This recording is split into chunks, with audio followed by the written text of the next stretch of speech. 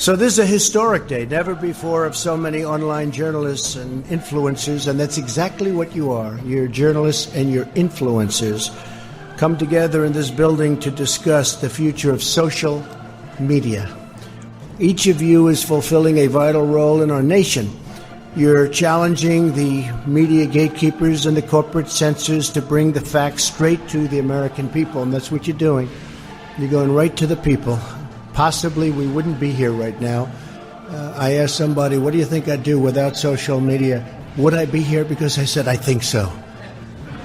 But they weren't so sure. I have to say that, you know that. I'm not sure I believe that, but I have to say it. But you communicate directly with our citizens without having to go through the fake news filter. It's very simple. Together you reach more people than any television broadcast network by far, not even close. We shall fight on the beaches. We shall fight on the landing ground.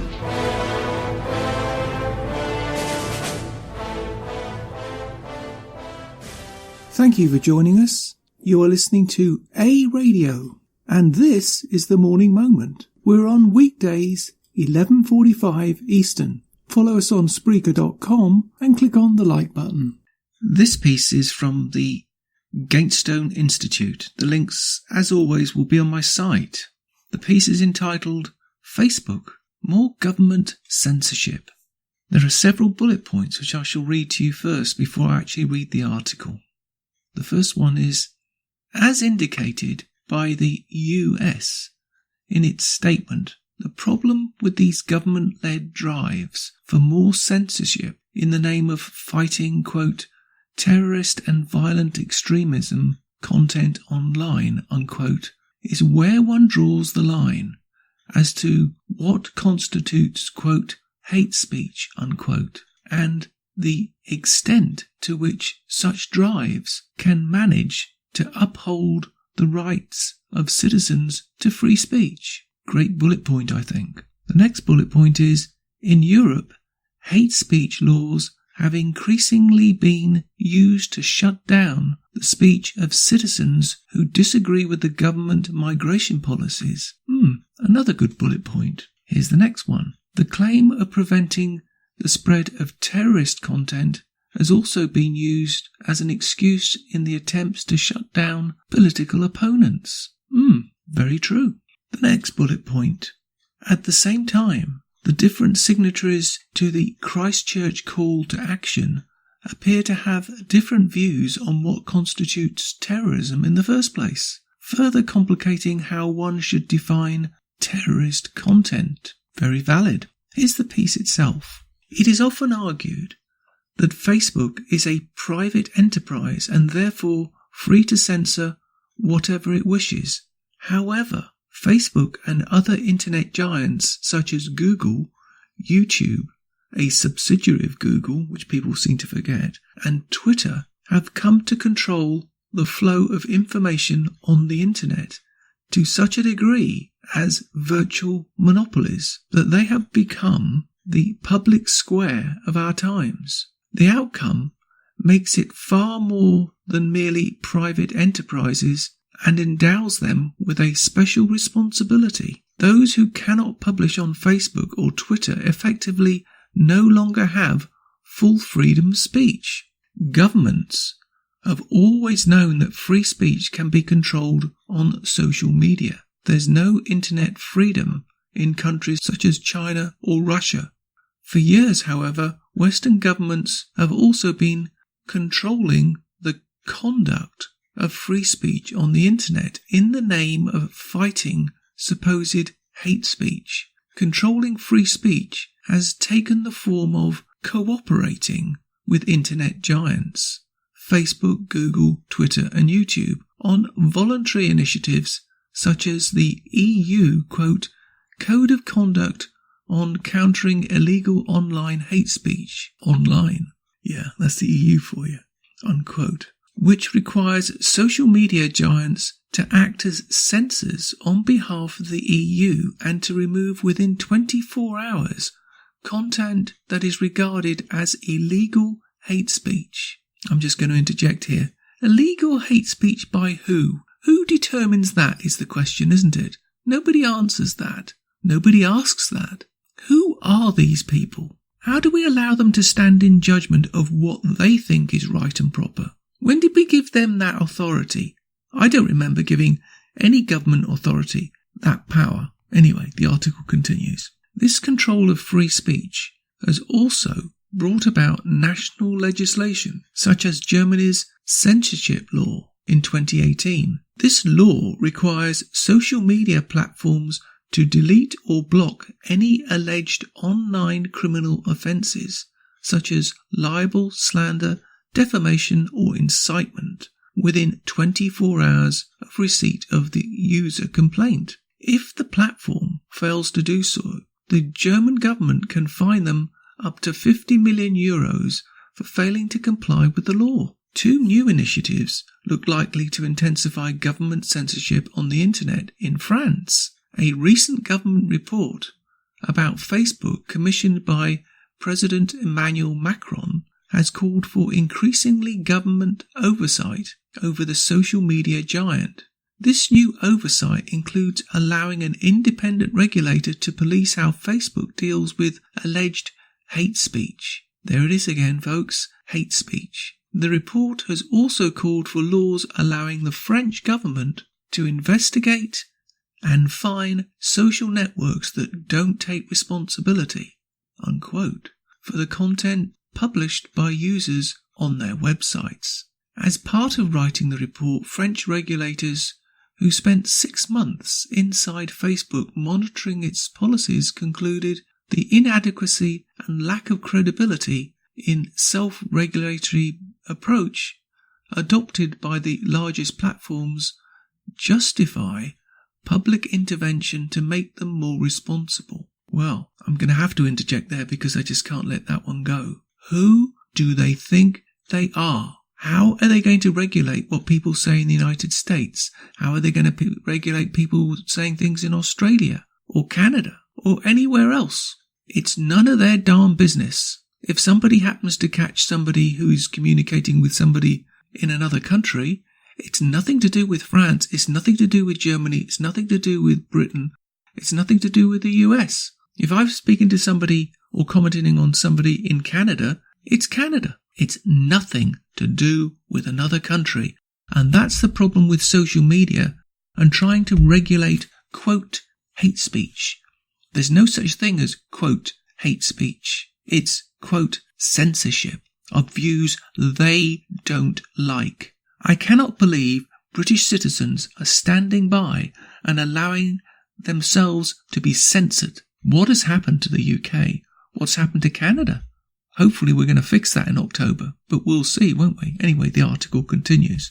France's parliament is currently debating legislation that would give such new independent regulator the power to fine tech companies up to 4% of their global revenue if they do not do enough to remove hateful content. I have to interject there.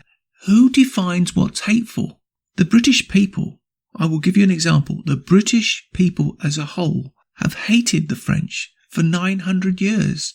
I can't tell you why, they just do. So many comments are made in many programmes on British television up and down the timeline of 10 years. You can find things, little digs, little comments. Are people going to be prosecuted and fined, quote, for hate speech in France for making a comment about France in the UK? This is asinine, totally asinine. And it is George Orwell 1984. I have zero interest in going to France. I have zero interest in France, just as I have zero interest in Quebec, and I have zero interest in going to Quebec. The same applies to Russia and many other countries. Why would anybody, for instance, go to Iran?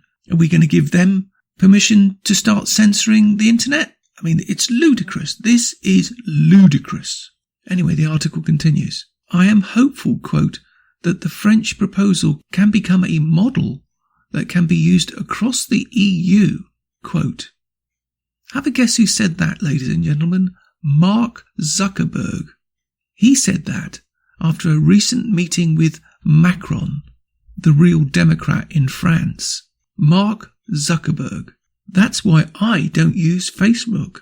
because they've been controlling what I've been saying for at least 2 years now, maybe longer. I don't know. A Radio has been removed. I've had to take alternative strategies to keep it going on Facebook. Not that I really care about Facebook.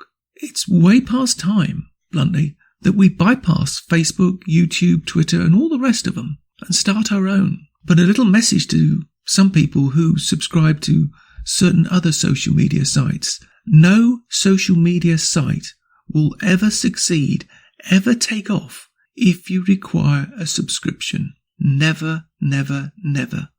Some of you out there know who I'm talking about. I'm not going to mention the company. Some of my friends keep promoting this company, but I will never subscribe to a company that charges me to go on social media. It's never going to work. Think on that. If you want to beat Facebook at their own game, you've got to be open to everyone, and you've got to be prepared to take the slings and arrows that are thrown at you. People make comments about Gab, but it's free to a point. It should be free completely, but that's another issue. Anyway, I continue. In Paris on May 15, 17 countries, and they've basically abbreviated it, but I'm expanding it out. And they are Australia, Canada, France, Germany, Indonesia, India, Ireland, Italy, Japan, Jordan, the Netherlands, New Zealand, Norway, Senegal, Spain, Sweden and the United Kingdom, the European Commission and 8 other tech companies, which includes Amazon, Dailymotion, Facebook, Google, Microsoft, somebody called Quant, Twitter and YouTube. Only 9 of the supporting countries and the European Commission were actually physically there and present at the meeting on May 16.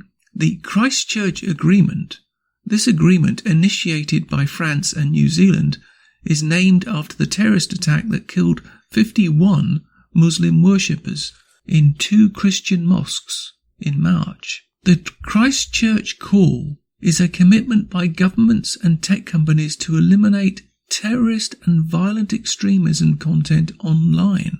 It rests on the conviction that free and open and secure internet offers extraordinary benefits to society. Respect for freedom of expression is fundamental. However, no one has the right to create or share terrorist or violent extremist content online. Unquote. The next quote, the support shown in the Paris for Christchurch Call is just the first step. We are now calling on other countries and companies and organisations to join us. Unquote. The US did not sign the agreement. The White House wrote in an official statement, we continue to be proactive in our efforts to counter terrorism and content online, while continuing to respect freedom of expression and freedom of the press. Further, we maintain that the best tool to defeat terrorist speech is productive speech, and thus we emphasize the importance of promoting credible alternative narratives as primary means by which we can defeat terrorist messaging. Unquote. In other words, the United States is not prepared to sign something that signs away the First Amendment to the Constitution of the United States. And I have to go back to the list, and I will go back to the list. And the one that stands out for me, obviously, is Canada. When did the Canadian government ask the Canadian electorate that they wanted to be silenced on their views? I don't remember that being asked. I don't remember a discussion.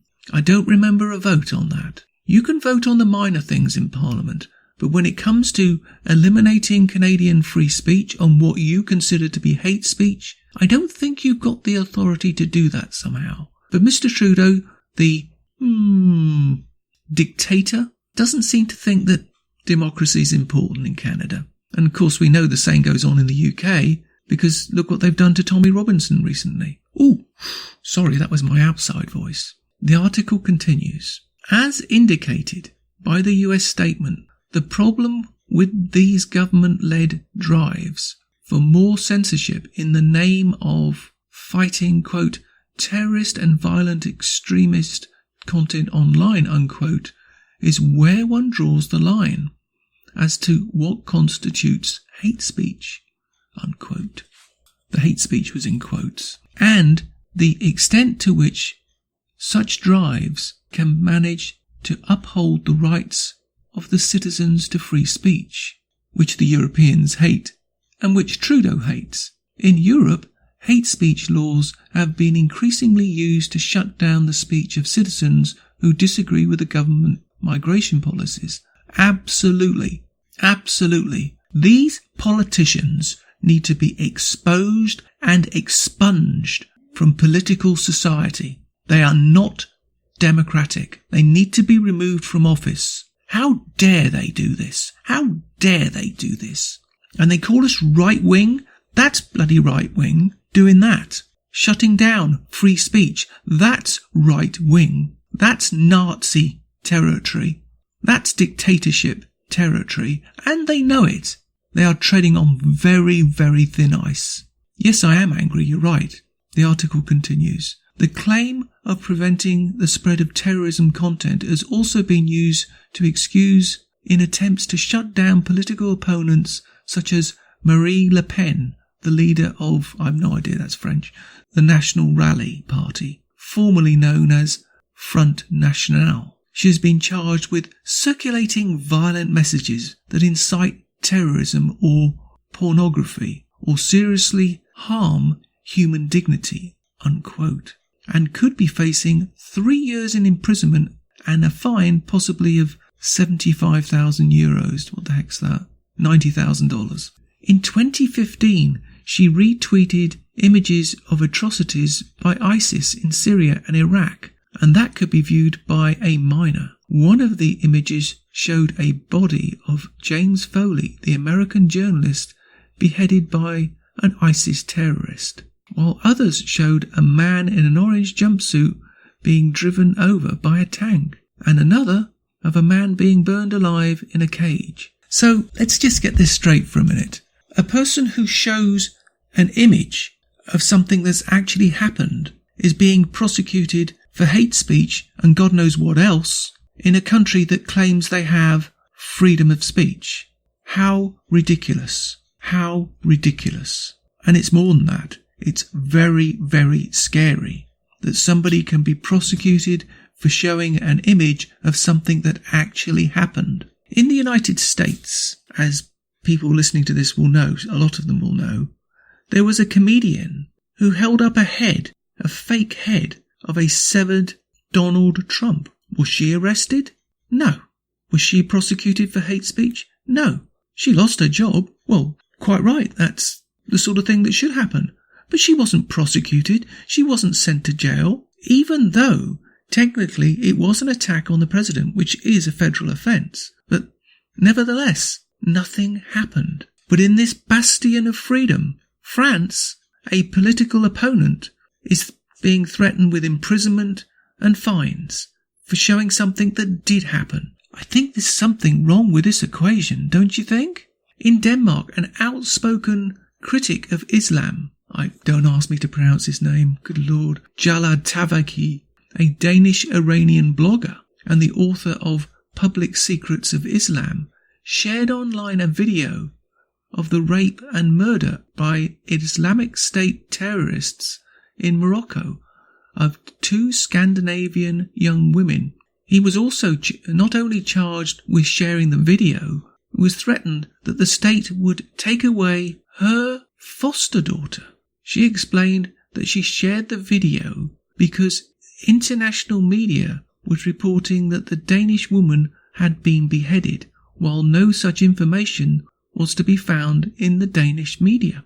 How are citizens supposed to be able to even talk about Islamic terrorism or any terrorism if the governments criminalise people who post information about atrocities committed by such terrorists? Hear, hear. Isn't that the point, ladies and gentlemen? That if you don't show what the actual atrocities are, a lot of people can deny it ever happened. Ooh, what does that remind me of? Let's think. The Holocaust? If, God forbid, and I apologise for any Jewish people listening to this, if the Holocaust had happened today these political correct people would have banned video of the atrocities. They would have banned photographs of the atrocities. Think about that, because that's where we're going. Are we going to end up like Iran, where they deny that the Holocaust ever happened? So are we going to deny that ISIS ever existed and ever committed these heinous acts because it doesn't suit their political correct views? And if you do show them, it's, quote, hate speech because you're labelling a group. No, you're labelling ISIS as terrorists and barbarians that they are. They don't even call it ISIS in Britain. They try and separate it out and call it some weird name. But it's ISIS. It's Al-Qaeda. It's these Islamic terrorists that are beheading people. It's not Joe Blow down the road, is it? And it is a group. It's just like what's going on right now with Antifa. Antifa is doing the work of the Democratic Party, and they're doing the work of the Liberals in Canada. Make no mistake about that, because they're shutting down conservative speech in Canada. Conservatives are scared to have meetings because of Antifa turning up. Who are these people? Why do we allow them to be in masks? What are they scared of? Why don't they show their faces? Because they know they're doing something they shouldn't do. And maybe they'll be linked back to the real terrorists. Who knows? We won't know unless we remove their masks, will we? And there's a big battle to allow them to keep their masks. And as somebody once said quite recently, you can't wear a mask going into a bank, so why should this be any different? Anyway, I digress. At the same time, the different signatures to the Christchurch call for action appear to have a different view on what constitutes terrorism in the first place, further complicating how one should define terrorist content. The UK's decision earlier this year to prescribe Hezbollah in its entirety, for example, stands in stark contrast to the rest of the EU, which designated only the Hezbollah military wing as a terrorist organisation in 2013. After a Hezbollah terrorist attack in July 2012 in Burgas, Bulgaria, killed 5 Israeli tourists and their local bus driver and injured 32 people, until then the EU had not viewed Hezbollah as a terrorist organisation at all.